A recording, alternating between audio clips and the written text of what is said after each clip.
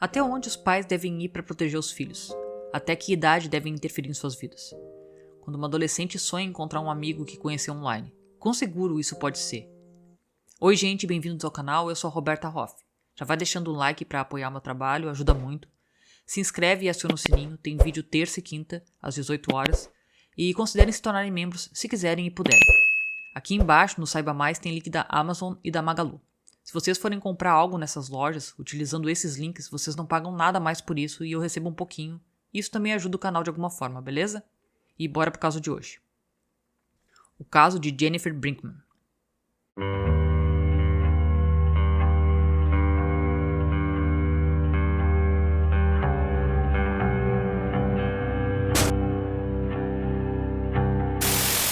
Em 1998, Jennifer Brinkman, de 19 anos, estava morando em Marysville, Washington, com o pai, Michael Brinkman, e a namorada dele.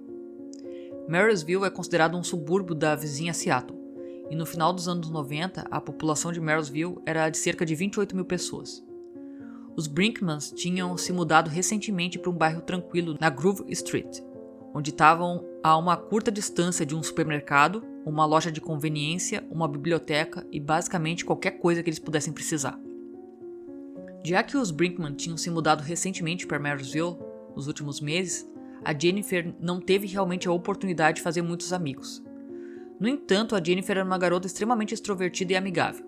Quando ela estava fora de casa, na cidade, indo a empresas locais ou até a biblioteca, ela não hesitava em parar as pessoas ao longo do caminho e conversar com elas, conhecer e apenas se apresentar para elas.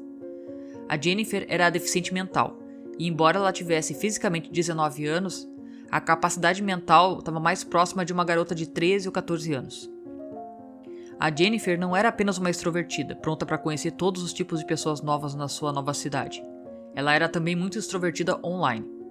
Assim como muitos adolescentes no final da década de 90, a Jennifer gostava muito de conversar com pessoas online. Ela fazia isso por telefone ou indo até a biblioteca local e entrava em salas de bate-papo, já que na época os Brinkmans não tinham um computador em casa. Uma linha de bate-papo específica que a Jennifer gostava de frequentar conectava os chamadores a outros indivíduos anônimos, onde eles podiam começar a ter qualquer tipo de conversa que quisessem. Eu só acho estranho ela ter toda essa liberdade não tendo a maturidade para entender os perigos que ela estava correndo fazendo isso. Mas isso é anos 90, né, gente?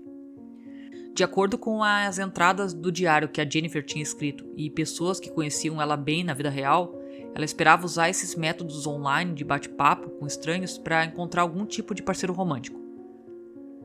No dia 13 de março de 1998, Michael Brinkman convidou a filha, a Jennifer, para se juntar a ele e a namorada dele em uma viagem de férias para Anaheim, Califórnia, e visitar a Disneylandia. Para surpresa do Michael, a Jennifer recusou o convite e disse que preferia ficar em casa naquela semana.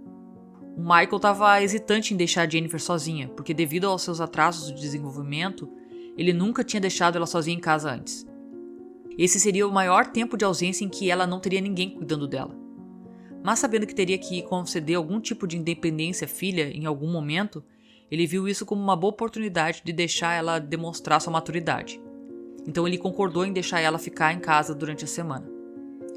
Depois do caso, muitas pessoas questionavam a decisão do Michael em deixar a Jennifer sozinha em casa. Pelo que se sabe, pode ter havido algum tipo de discussão sobre essa situação. Não tem evidência de que o Michael simplesmente disse que ela poderia ficar sozinha, que ele não brigou por isso. Mas no final das contas, o Michael entendia a filha muito melhor do que qualquer estranho da internet poderia, e ele acabou tomando a decisão que ele sentiu ser apropriada na época. Agora, poderia ter sido uma boa ideia algum tipo de adulto verificar a Jennifer de vez em quando, ou apenas ter suas informações de contato, isso olhando em perspectiva, depois de que tudo aconteceu. Então, ao concordar em deixar a Jennifer ficar em casa sozinha durante a semana, o Michael foi até o supermercado e comprou um pouco de comida para a última semana. Antes que ele percebesse, ele e a namorada estavam fazendo as malas e indo para a Califórnia para aproveitar as férias na Disneylandia. Durante essa semana em que a Jennifer foi deixada sozinha em casa, não ficou muito claro o que exatamente ela estava fazendo. Ela foi vista caminhando até uma loja de conveniência 7-Eleven próxima nos dias 16 e 18 de março. Alguns dias depois, no dia 21 de março, 8 dias após partirem para as férias na Califórnia, o Michael e a namorada retornaram para casa em Marysville.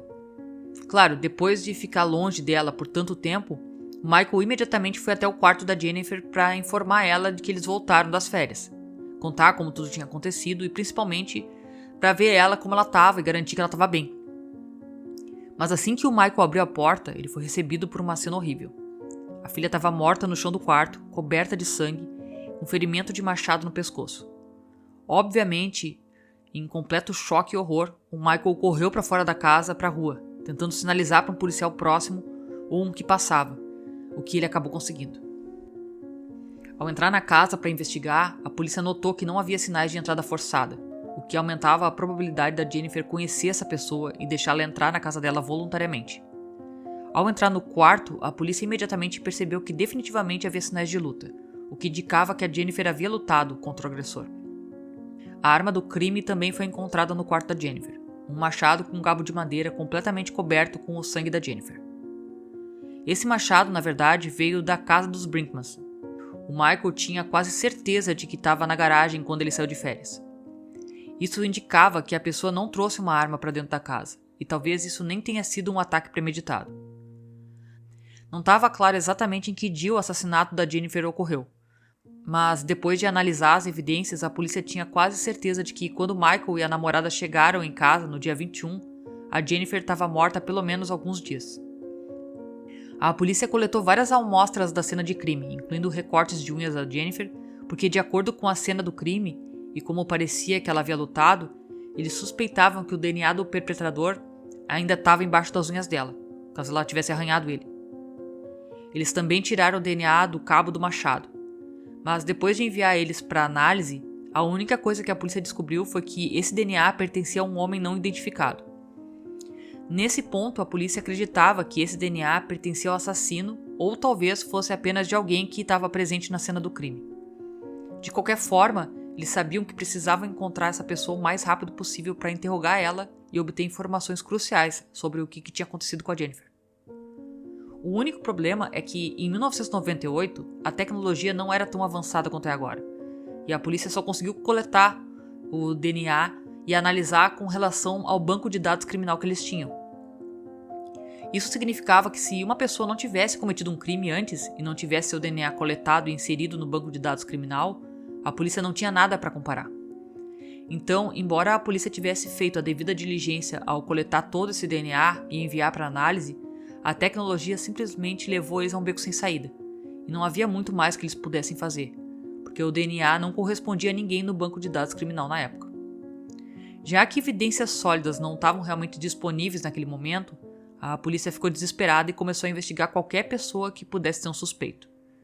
Porém, durante todos esses interrogatórios, a polícia simplesmente não conseguia encontrar nenhuma causa provável ou um motivo pelo qual qualquer uma dessas pessoas faria uma coisa tão bizarra com a Jennifer. A polícia suspeitava e esperava que quem tivesse cometido esse crime tivesse se gabado ou falado sobre ele com outra pessoa, e assim esperavam que um dia uma pessoa se apresentasse e revelasse o perpetrador à polícia. Em uma entrevista com a mãe da Jennifer, ela revelou que a Jennifer tinha um encontro no cinema planejado com um homem que conheceu online na semana em que o pai dela foi para a Disneylândia. Então talvez a Jennifer tenha recusado a oferta de ir para a Disneylândia com o pai, porque talvez ela já tivesse esse encontro planejado com antecedência, e viu nessa a oportunidade de ter sua liberdade já que o pai não estaria em casa. Ela finalmente encontrou alguém que podia ter um interesse romântico e queria passar um tempo com essa pessoa como uma adulta e como um indivíduo livre. Continuando com a investigação, a polícia realmente encontrou uma carta no quarto da Jennifer, datada do dia 10 de março, apenas 2 semanas antes dela ser assassinada. O endereço do remetente dessa carta pertencia a Jeffrey Paul Primo, de 28 anos, que morava em Bellevue, Washington. A carta dizia: "Querida Jen, espero que sua semana tenha sido boa. Você e seus pais estão se recuperando? Por favor, tente se dar bem com sua mãe, para que possamos pelo menos nos ver regularmente. Sinto tanto sua falta, tenho seu endereço, eu deveria simplesmente dirigir até aí e passar o dia com você. Como isso soa?" E no final da carta, o Jeffrey deixou o seu número de telefone. Pelo que parecia, a Jennifer e esse homem provavelmente já tinham se conhecido pessoalmente antes. Obviamente, a polícia viu essa carta como um grande indicador de que o Jeffrey provavelmente tinha algo a ver com a morte da Jennifer. Afinal, eles tinham o endereço dele na carta, então eles não hesitaram em ir até a casa dele para fazer uma visita. Quando a polícia chegou à casa do Jeffrey e começou a interrogar ele sobre a carta, o Jeffrey imediatamente negou saber quem era Jennifer. Ele negou também ter escrito a carta e negou ter estado em Marysville. Isso é muito estranho, considerando que a carta dizendo que ele iria visitar uma garota que foi assassinada 2 semanas depois continha o nome dele, o endereço e o número de telefone. Mas ele alegava não ter nada a ver com isso. E se isso não bastasse, a polícia conseguiu comparar o número de telefone do Jeffrey, que estava no final da carta, com uma chamada recebida no correio de voz da mãe da Jennifer, no telefone residencial. Embora o Jeffrey tenha negado ter qualquer coisa a ver com a Jennifer e nem sequer conhecer ela, eles sabiam que definitivamente havia algo errado com esse cara. O Primal já tinha antecedentes criminais antes de ser ligado ao assassinato da Jennifer. Ele tinha um histórico de crimes relacionados à violência e a outros delitos. Mas não existe nada liberado sobre o histórico dele ou a família dele. Então, eles tiraram o DNA dessa carta, mas mais uma vez se depararam com todo o problema da tecnologia, onde não tinha realmente nada que pudesse fazer, porque o Jeffrey nunca havia cometido um crime antes que colocasse ele no banco de dados da polícia. Eu só não entendi por que eles não compararam o DNA da carta com o DNA que tinham achado na cena do crime. Mas enfim. Com o tempo sem respostas sobre o que aconteceu com a Jennifer, o caso começou a esfriar. Em março de 2011, 13 anos após a morte da Jennifer, o pai, o Michael, infelizmente faleceu, sem nunca receber qualquer tipo de resposta ou justiça sobre quem roubou a vida da filha. Avançando para o ano de 2022, 24 anos depois, ainda não havia resposta sobre o que aconteceu com a Jennifer. Até o dia 28 de novembro, quando a polícia prendeu Jeffrey Paul Primal, que nessa época tinha 52 anos.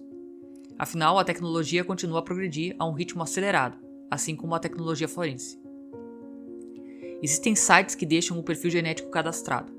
Esses sites ajudam a casos que ficaram frios a terem correspondência. São encontrados parentes desses suspeitos e assim a polícia consegue prender a pessoa através da árvore genealógica. Ou seja, a polícia pode não comparar a amostra de DNA de cena de crime com esses vastos e crescentes bancos de dados públicos para rastrear a linhagem familiar e possivelmente encontrar membros relacionados a perpetradores não identificados, resolvendo assim crimes de casos arquivados que se arrastam por anos sem solução.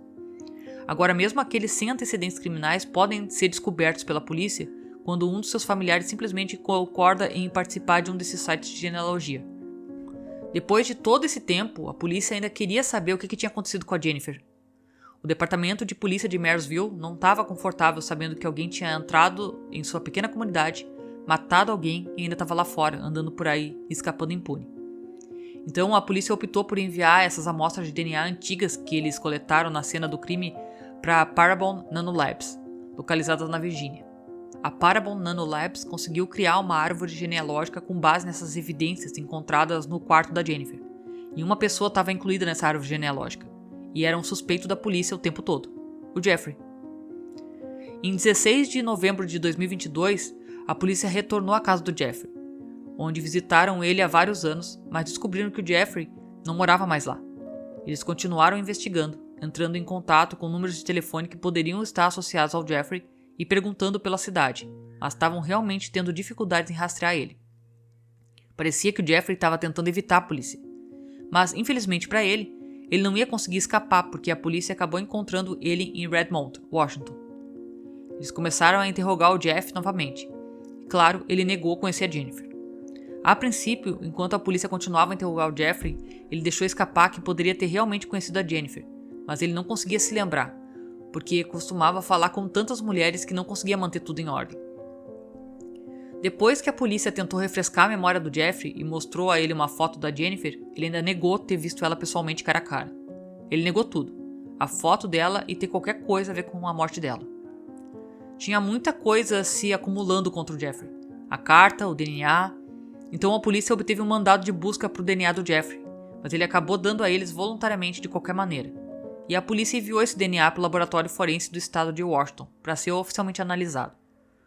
O DNA do Jeffrey, mais uma vez, correspondeu ao DNA encontrado na cena do crime, e ele foi preso. Ao tentar questionar o Jeffrey mais uma vez sobre o que aconteceu em março de 98, ele evocou seus direitos constitucionais e disse que não ia falar com a polícia sem ver um advogado. No dia 28 de novembro de 2022, Jeffrey Paul Primal foi preso na cadeia do condado de Snohomish, sob fiança de $250 mil por homicídio de primeiro grau. Embora o Jeffrey se recusasse a falar com a polícia e definitivamente não desse um motivo para ter feito isso, porque ele estava negando ter cometido o crime em primeiro lugar, a polícia estava realmente feliz que, depois de mais de 2 décadas, eles finalmente tinham uma resposta para o que aconteceu com a Jennifer. Eles se sentiram muito mais confortáveis sabendo que o assassino em potencial não estava apenas andando por aí e vagando pelas ruas. Infelizmente, o Michael Brinkman nunca conseguiu experimentar a sensação de alívio e justiça devido ao seu falecimento em 2011, mas a polícia conseguiu notificar a mãe da Jennifer, que ficou muito emocionada. Ela provavelmente estava apenas dominada pela sensação de finalmente ter respostas depois de todos esses anos sem saber o que aconteceu com a filha.